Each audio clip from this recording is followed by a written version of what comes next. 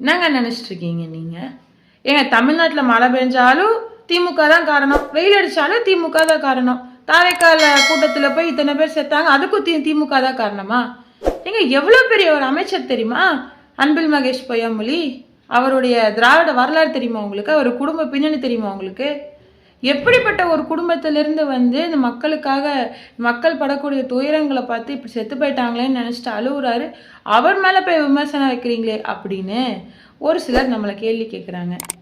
அவர் அழுததை பற்றி எனக்கு பிரச்சனை இல்லை. ஆனால் இதே அன்பில் மகேஷ் பொய்யாமொழி அவர்கள் சின்ன சின்ன குழந்தைங்கள்லாம் அந்த ஹிந்திக்காரனுங்கனால செக்ஷுவல் ஹராஸ்மெண்ட் பண்ணும்போது கடத்திட்டு போகும்போது அழுதுருந்தா, ஒருவேளை இதே அன்பில் மகேஷ் பொய்யாமொழி அவர்கள் ஸ்கூல் படிக்கிற சின்ன சின்ன பசங்க கத்தி எடுத்து குத்திக்கிட்டானுங்கள்ல சாதி வெறியில், அப்போ அழுதுருந்தா, இதே அன்பில் மகேஷ் பொய்யாமொழி அவர்கள் தாழ்த்தப்பட்ட ஒரு சாதியை சார்ந்த பையனை அவன் விளையாட்டுத்துறையில் உயர்ந்து வந்துட்டு இருக்கான்ற காழ்ப்புணர்ச்சியில் பஸ்ஸில் போயிட்டு இருந்த பையனை இழுத்து வச்சு அடித்து கத்தியில் குத்துனானுங்கள்ல, அப்போ அழுதுருந்தா.